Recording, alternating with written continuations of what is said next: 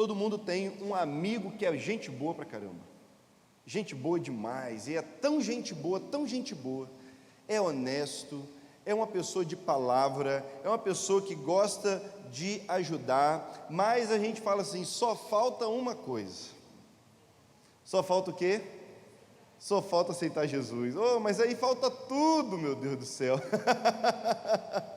Aí falta tudo, é uma coisa que falta, é pouca coisa que a gente fala, mas é essa pouca coisa que coloca tudo a perder, não é verdade?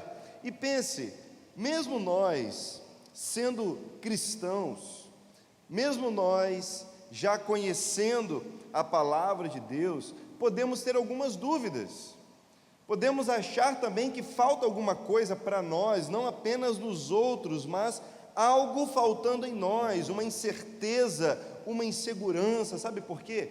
Conhecer, praticar a palavra, participar de cultos e atividades, pode não fazer tanta diferença quanto você pensa, pode esconder uma falta profunda que se revela em momentos de dificuldade. Então, o que vai nos dar certeza, convicção de que nós estamos prontos? O que vai dar para a gente essa paz e essa segurança que a gente precisa de verdade? Sabe, você, assim como eu, tem várias coisas onde você se baseia a sua confiança. Você tem várias coisas onde você se apoia para se sentir seguro, para se sentir pronto, para ter certeza de que é o seu momento. Para algumas pessoas é aquele momento onde ela olha para a conta bancária e fica tranquilo nas finanças, tem um número mágico. Para outras pessoas pode ser um fator emocional, e ela se sente segura porque ela tem muitos amigos, ela tem uma família próxima, ou talvez uma pessoa se sinta segura porque olha para a parede e vê vários diplomas, vê ali vários títulos e reconhecimentos que ela possui. Isso dá a ela segurança, e ela consegue alcançar algumas metas e consegue vencer alguns desafios.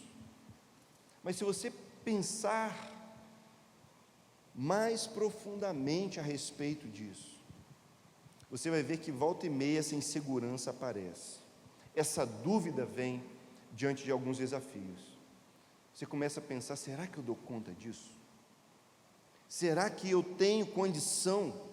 E se eu não for capaz de atingir esse objetivo? E se eu falhar, o que as pessoas vão pensar de mim? Será que esse casamento vai dar certo? Será que trocar de emprego? E se essa nova empresa? Ai meu Deus, o que vai dar? Há muitas perguntas, há dúvidas, e a gente na verdade sabe, se for sincero, a gente sabe que sempre vai faltar alguma coisa.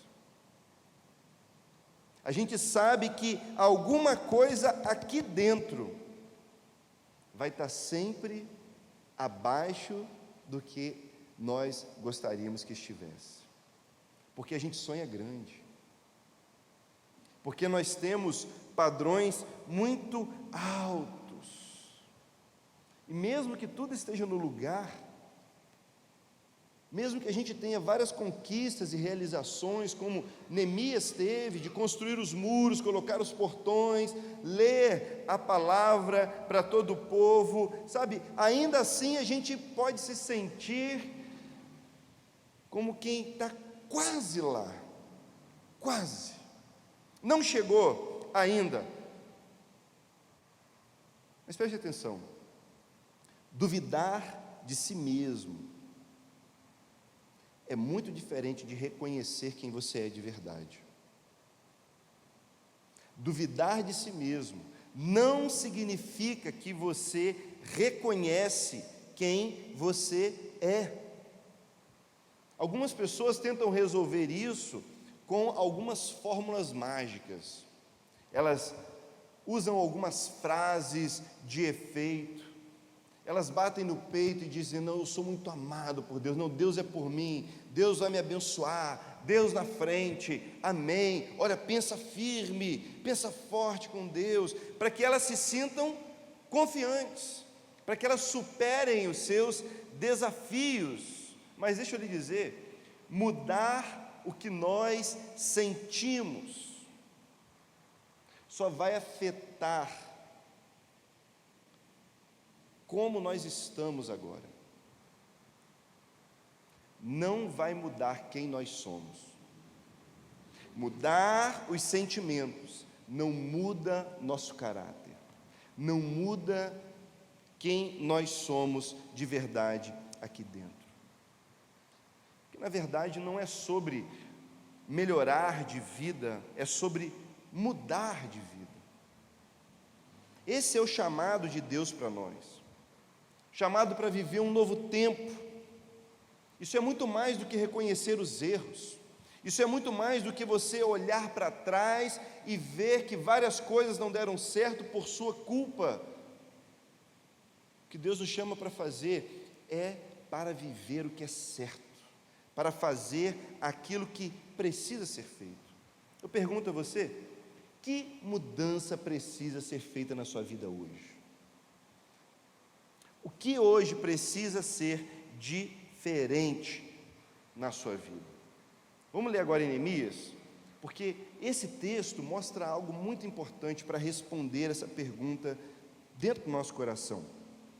Neemias capítulo 9, eu quero ler a partir do versículo 33.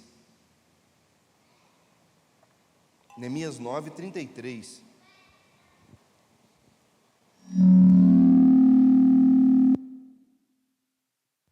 Deu alguma coisa errada, mas deu certo de novo. Diz assim: fosse justo todas as vezes que nos castigaste, agimos perversamente e nos deste apenas o que merecíamos. Nossos reis, líderes, sacerdotes e antepassados não obedeceram à tua lei, nem deram ouvidos às advertências em teus mandamentos e preceitos. Mesmo quando tinham seu próprio reino, não te serviram, apesar de teres derramado tua bondade sobre eles. Deste-lhes uma terra ampla e fértil, mas eles não quiseram servir-te, nem abandonar sua perversidade. Por isso, hoje somos escravos na terra de fartura que deste a nossos antepassados, para que desfrutassem dela. Somos escravos aqui, nesta boa terra. A grande produção dessa terra se acumula nas mãos dos reis que puseste sobre nós por causa dos nossos pecados. Eles têm poder sobre nós e sobre nossos rebanhos. Nós lhes servimos como eles querem e estamos em grande angústia. O povo respondeu: em vista de tudo isso, fazemos uma aliança solene e a registramos por escrito. Neste documento selado estão os nomes dos nossos líderes, levitas e sacerdotes. Veja, Neemias avança no processo de restauração. Desde o primeiro capítulo, ele começa essa empreitada, mas a gente vê que isso vai muito além de tijolo, isso vai muito além de argamassa, de areia, de porta. A gente vê que as pessoas estão sendo restauradas, vidas, gente, e esse é um momento decisivo para esse povo. Eles estão voltando do cativeiro, da prisão. Eles pecaram e Deus permitiu que viessem outros povos conquistá-los e levá-los prisioneiros. Jerusalém foi destruída e depois de tantos anos, eles vão retornando para a sua terra. Esse é um grande momento para eles. E agora ver toda a cidade já restaurada é uma bênção. É uma bênção. E algo que eles aprenderam nesse cativeiro da Babilônia é que os ídolos são uma grande fraude. A idolatria nos leva a um afastamento de Deus, fazendo com que a nossa vida se deteriore profundamente. E quando eles voltam da Babilônia, eles abandonam a idolatria, eles verdadeiramente se arrependem e mudam. Você não vê mais os profetas pregando contra a idolatria depois disso. Eles se voltam para Deus e permanecem firmes. Mas, ainda assim, eles perceberam que eram escravos na terra que Deus preparou para que eles vivessem como filhos. A terra da promessa, a terra que mana leite e mel, agora tinha se tornado a prisão deles. Mesmo voltando, mesmo se arrependendo, mesmo agora recomeçando, as coisas ainda estavam muito difíceis. Meu querido, minha querida, pense nisso. Sem Deus, qualquer coisa que a gente tiver vai ser um fardo. Sem a presença de Deus, qualquer coisa que a gente acha que é uma bênção, vai se tornar em um peso muito grande para nós. É o que eles estão vivendo aqui. E agora, nesse momento, eles começam uma oração de arrependimento. Eles, desde os capítulos anteriores, estão ouvindo a lei, estão ouvindo a palavra, estão confessando os seus pecados, estão se arrependendo, mas nesse momento, eles mais uma vez fazem isso, contando tudo aquilo que Deus fez no passado. Agora, nessa oração, eles fazem questão de dizer que Deus chamou Abraão, Deus foi com Isaac, com Jacó, o povo foi para o Egito, foi liberto do Egito, viveu uma história incrível passando pelo Mar Vermelho, passando pelo deserto, conquistando a terra prometida, sabe? Mas sempre que as coisas melhoravam, eles achavam um jeito de abandonar Deus. Sempre que eles estavam na porta, sempre que eles pareciam prontos para viver algo novo, um novo tempo, o tempo de Deus, surgiu uma crise por causa do pecado. Já viu alguém que é assim? Quando parece que vai engrenar, agora vai, para a glória de Deus, aí deu errado, não foi. E eles repetem esse ciclo, e nessa oração isso fica muito claro. Mas depois de tanta dor, eles aprendem uma lição. Já viu aquele ditado? Quem não vem pelo amor, vem pela dor? Mas eu me pergunto, né? Existe amor sem sacrifício? Existe amor sem dor? Ou é pela dor, ou é pela dor.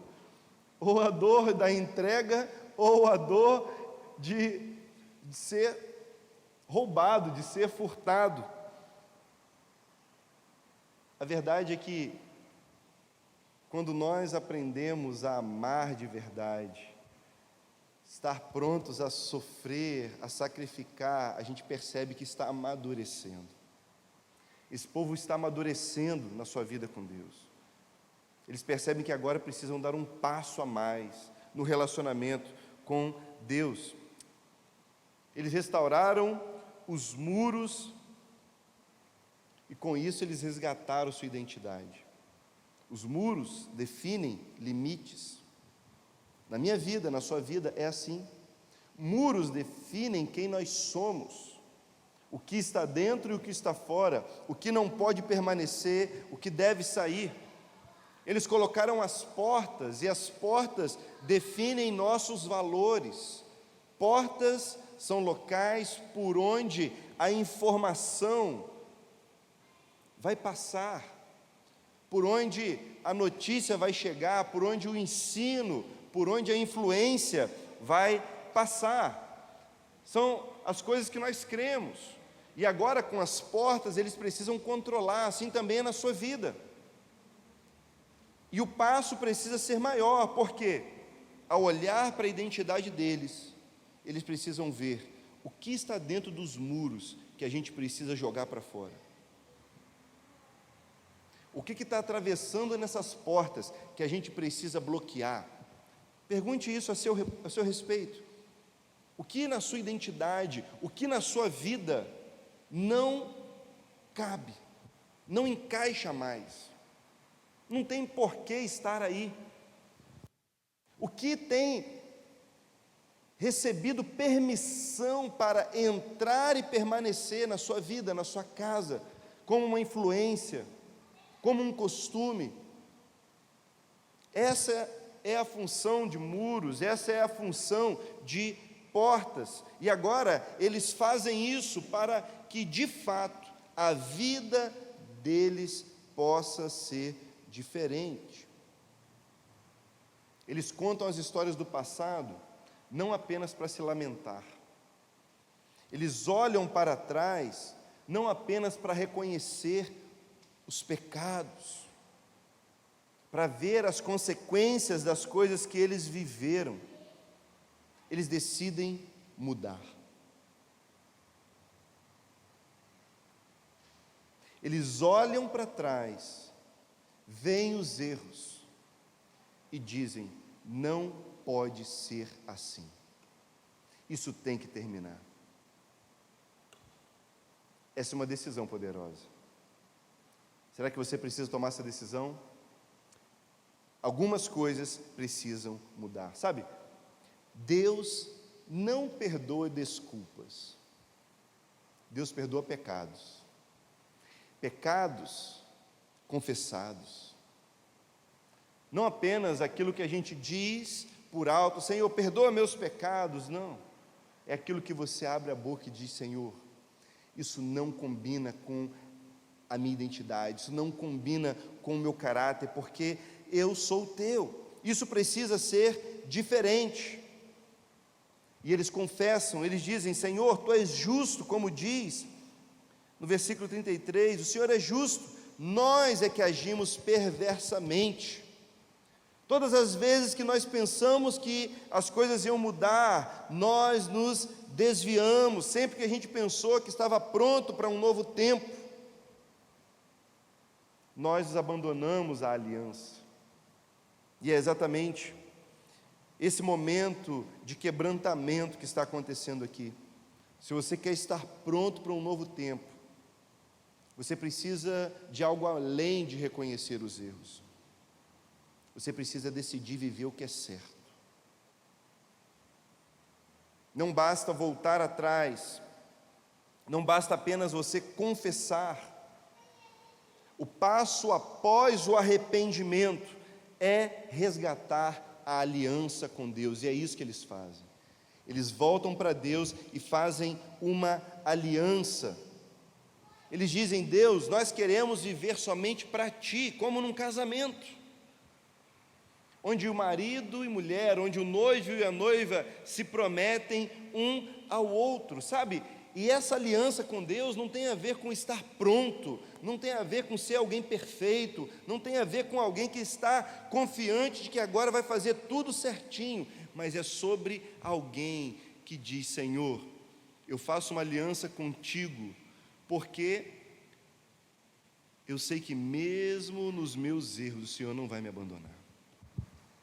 Eu faço uma aliança contigo porque o Senhor vai me segurar, mesmo nas minhas fraquezas. É exatamente esse o propósito da aliança.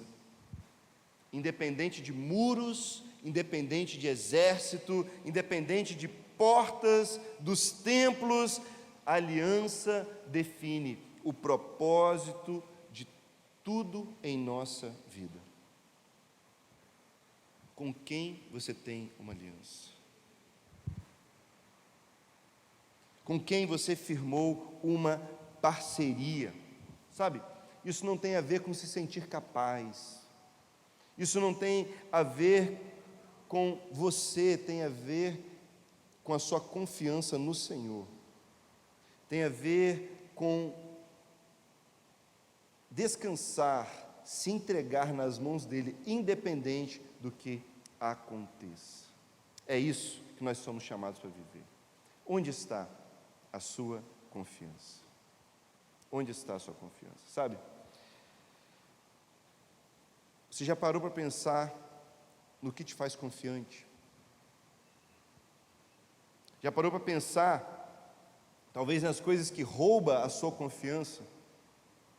Talvez a gente consiga se sentir um pouco mais animado quando vem alguém e bate nas nossas costas. A gente fica confiante quando alguém nos promete algo e talvez a nossa confiança vá embora exatamente quando essas coisas não acontecem. E especificamente aqui, talvez você também seja bom em reconhecer erros. Tem muita gente boa de reconhecer erros.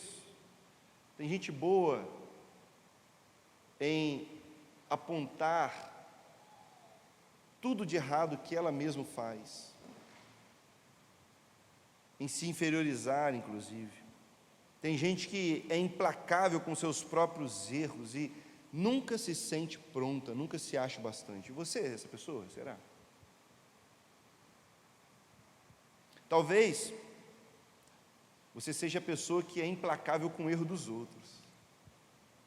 Alguém que olha para o que as pessoas estão fazendo e consegue identificar, consegue enumerar todas as coisas que elas fazem de errado. Porque essa é uma forma desonesta de se sentir grande, sabia? Quando a gente inferioriza os outros. E é por isso que não basta ser bom em reconhecer os erros. A gente precisa ser excelente em viver da forma certa. Mais do que apontar o errado, é viver da forma certa. Porque nós vamos errar. Porque nós somos falhos. Mas uma coisa é saber que é falho.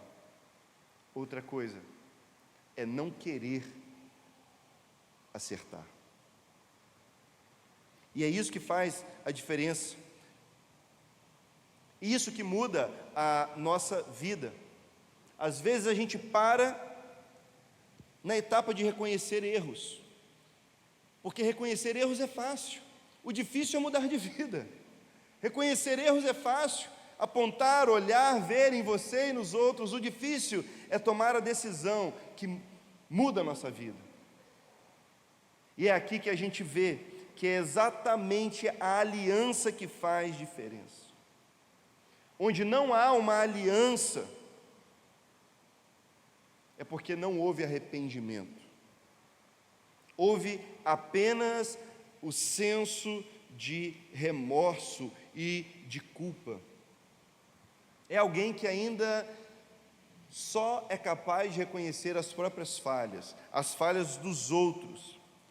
E mesmo que essa pessoa chore, e mesmo que você chore a noite toda, mesmo que você lamente por todos os seus erros do passado, enquanto não fizer uma aliança com Deus, você vai repetir tudo isso de novo. É a aliança, é a parceria, é o compromisso com Deus. O que nos prepara para viver o tempo de Deus, o que nos prepara para viver um novo tempo, é viver do jeito certo, viver em aliança com o Senhor. Aliança com aquele que é fiel, e nós podemos confiar nele, nós podemos. Veja que aliança não é viver do passado, aliança não é olhar para trás, na verdade, aliança é olhar para frente, olhar para o futuro e viver tudo o que temos para viver com Deus. É como o casal de noivos que no altar eles fazem esse voto, eles fazem essa aliança, eles dizem até que a morte nos separe. Eles confessam um para o outro, eles dizem assim: não importa o que aconteceu até aqui, o que importa é que daqui para frente só a morte vai nos separar, só a morte é mais forte do que a nossa aliança. Isso é lindo. Mas a aliança que Deus nos propõe é ainda maior. A aliança que nós temos com Deus é ainda mais poderosa que a de Neemias. E esse é um tempo especial para a gente falar sobre isso. Porque é o tempo da Páscoa. A Páscoa para nós é essa data em que nós celebramos a aliança com Deus. E diferente do noivo, que diz para a noiva, até que a morte nos separe, Jesus é quem disse, a minha morte nos une. Foi a morte dele que nos tornou um. Um com o Pai, um com Jesus, um como igreja. E pense sobre isso. Se nós confiamos em alguém que nos promete fidelidade até a morte, que tipo de confiança merece alguém que morreu por causa da nossa infidelidade, por causa dos nossos pecados? Ah, Jesus merece a nossa confiança. Ele é digno da nossa confiança, porque Ele morreu para perdoar os pecados, Ele morreu para nos salvar, sabe? Jesus é a nossa Páscoa, e Ele mesmo disse, meu sangue é a minha aliança com vocês, meu sangue que vou derramar na cruz do Calvário, é a minha aliança, é a marca dessa nova vida, e você pode confiar, porque Ele morreu, para que nós pudéssemos estar para sempre com Ele. Eu preciso te perguntar isso. O que te impede de dar o passo que revela a sua confiança em Deus hoje? Qual passo vai revelar que você confia nesse Deus, que entregou o seu único filho por você, por mim, por nós? Não podemos mais viver como antes. É a aliança com Deus que muda tudo. Aliança significa confiança. Não é a confiança de que você vai fazer tudo certinho, mas é a confiança de que Ele é quem nunca vai falhar, mesmo quando nós desistirmos. Ele é fiel. Você está pronto para um novo tempo? Quer estar pronto para um novo tempo? Então você precisa viver para o Pai da eternidade, que é Jesus. Que maravilha é ter uma aliança com Jesus. É isso que nós aprendemos com Neemias, é isso que nós aprendemos com Jesus, e é isso que hoje nós somos chamados a praticar. Mais do que reconhecer nossos erros, mais do que falar sobre aquilo que nós temos falhado, o arrependimento nos leva a uma nova vida, porque há uma aliança, há uma parceria eterna, inquebrável com Jesus. Isso é o que transforma a nossa vida. Convido você a ficar de pé para a gente orar, porque essa é uma semana tão especial. A Páscoa é essa data que é a marca da nossa vida cristã. Eu peço a você que feche seus olhos e, pela fé, imagine que novo tempo nos espera. Imagine o que você está prestes a viver com Deus, assim que der o seu passo de confiança nele. Assim que der esse passo, com a certeza de que há uma aliança entre você e Ele, e que nada poderá quebrar, romper essa aliança. Esse novo tempo começou para Jerusalém, para aquela cidade, porque homens e mulheres de Deus renovaram uma aliança com Deus. E hoje é o seu dia de fazer isso, de dizer: Senhor, eu confio, eu entrego eu renovo a minha aliança contigo. E é isso que Deus quer hoje, de mim e de você. Pai, nós oramos e agradecemos porque em Jesus a nossa aliança é renovada contigo. Não nos permita olhar apenas para o passado e ver nossos erros. Ah, Senhor, tantos são os nossos erros, quão grandes são os nossos pecados. Senhor, que seria de nós se não tivéssemos sido encontrados pelo Senhor, se o Teu amor não nos alcançasse, se a Tua bondade, a Tua graça, Teu perdão não agissem em nossa vida. Ah, Senhor, obrigado por Jesus, por Seu sangue derramado na cruz. Obrigado, Senhor, pela aliança com Ele, essa convicção, essa certeza de que nós estamos contigo. Não é a respeito da nossa capacidade, não é a respeito do nosso potencial, não é a respeito de nós mesmos, mas é por causa do Senhor.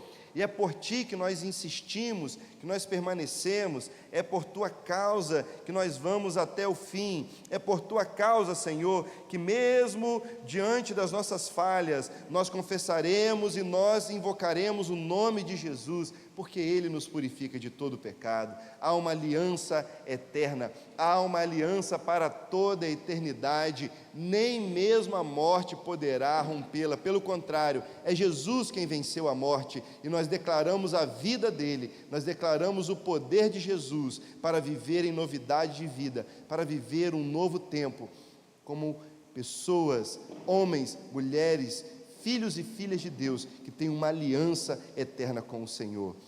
Hoje nós damos esse passo de ousadia e saímos daqui para abençoar nossa casa, abençoar nosso bairro, abençoar nossa escola, abençoar a nossa cidade, porque somos Teus, somos Teus. Oramos no nome de Jesus, nosso Senhor. Amém.